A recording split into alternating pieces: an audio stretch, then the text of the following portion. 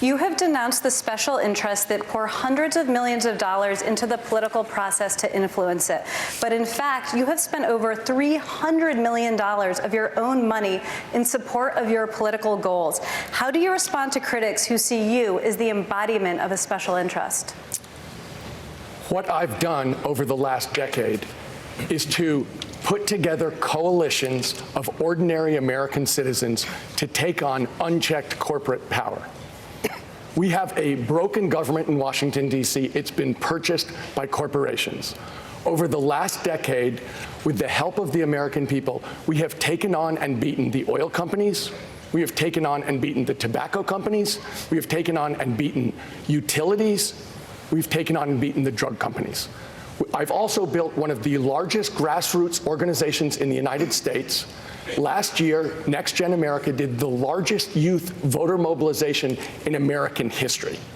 I also, in partnership with 7 national unions, knocked on 15 million doors in 2016 and 10 million in 2018. What I've done is to try to push power down to the American people, to take power away from the corporations who've bought our government. And I'm talking now about structural reform in Washington, D.C. Term limits. If you want bold change in the United States, you're going to have new and different people in charge. I'm the only person on this stage who will talk about term limits. Vice President Biden won't, Senator Sanders won't, even Mayor Pete Buttigieg will not talk about term limits and structural change.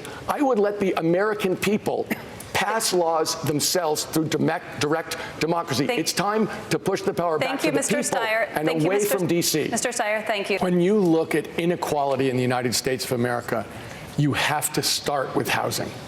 Where you put your head at night determines so many things about your life. It determines where your kids go to school.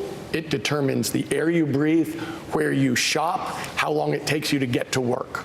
What we've seen in California is, as a result of policy, we have millions too few housing units. And that affects everybody in California. It starts with a homeless crisis that goes all through the state, but it also includes skyrocketing rents that affect every single working person in the state of California. I understand exactly what needs to be done here, which is we need to change policy and we need to apply resources here to make sure that we build literally millions of new units. But the other thing that's going to be true about building these units is we're going to have to build them in a way that's sustainable. That in fact, how we build units, where people live, has a dramatic impact on climate and on sustainability. So we are going to have to direct dollars, we're going to have to change policy and make sure that the localities and municipalities who've worked very hard to make sure that there are no new housing units built in their towns, that they have to change that, and we're going to have to force it, and then we're going to have to direct federal dollars to make sure that those units are affordable so that working people can live in places and not be spending 50% of their income on rent. Rachel, I'm the only person on this stage who will say that climate is the #1 priority for me. Vice President Biden won't say it. Senator Warren won't say it. It's a state of emergency, and I would declare a state of emergency on day 1. I would use the emergency powers of the presidency. I know that we have to do this. I've spent a decade fighting and beating oil companies, stopping pipelines, stopping fossil fuel plants, ensuring clean energy across the country. I know that we have to do this. I also know that we can do this. I would make this the #1 priority of my foreign policy as well. We can do this and create literally millions of good-paying union jobs across this country. I would make sure that my climate policy was led by environmental justice and members of the communities where this society has chosen to put our air and water pollution, which are low-income Black and brown communities. And when we ask, how are we going to pull this country together? How about this? We take on the biggest challenge in history, we save the world, and we do it together. Do you think that would pull America together? I do. I came to the conclusion over 10 years ago that climate was the absolute problem of our society and was the unintended consequence of our whole country being based on fossil fuels. Everybody in this room has lived in an economy based on fossil fuels, and we all have to come to the same conclusion that I came to over a decade ago. If we're waiting for Congress to pass one of the bills, and I know everybody on this stage cares about this, but Congress has never passed an important climate bill ever. This is a problem which continues to get worse. That's why I'm saying it's a state of emergency. That's why I'm saying it's priority one. If it isn't priority one, it's not going to get done. And this is something where we absolutely have to address it up front. We have to make it the most important thing, and we can use it to rebuild and reimagine what the United States is. We can be the moral leaders of the world again while we clean up our air and water and create millions of good-paying jobs. But I want to talk about how we're going to win in 2020. I don't mean to change the subject, but I think it's sort of important that the Democratic Party not only beat Donald Trump in 2020, but have a sweeping victory across the country. And what that's going to mean is turnout. In the United States of America, the Democratic Party keeps talking about trying to persuade a few people who are Republicans to like us, when up to half the people don't vote at all because they think neither party tells the truth, no one deals with my issues, the system is broken, why would we vote? But what we've found at Next Gen America is that is the start of a conversation about why votes are so important.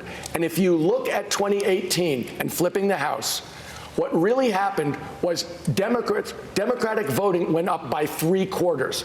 In the 38 congressional districts where Next Gen America was turning out young people, the turnout went up by more than 100%, more than double. So for us to win, for everybody on this stage, for whoever's the candidate, to have a Senate that's Democratic, for us to have the sweeping victory that we absolutely are going to have next year, it's a turnout question. We're going to have to tell the truth, and we're going to have to organize across this country. Last time I was on this stage, I started by saying that everybody here is more patriotic and more competent than the criminal in the White House. And I stand by that statement. But I'm different from everybody else on this stage. I know that the government in Washington, D.C. is broken. I know that it's been purchased by corporations, and I've spent a decade putting together coalitions of ordinary American citizens to beat those corporations. I'm the only one on this stage who's willing to talk about structural change in Washington itself, term limits, that if we're going to make bold changes, we're going to need new and different people in charge.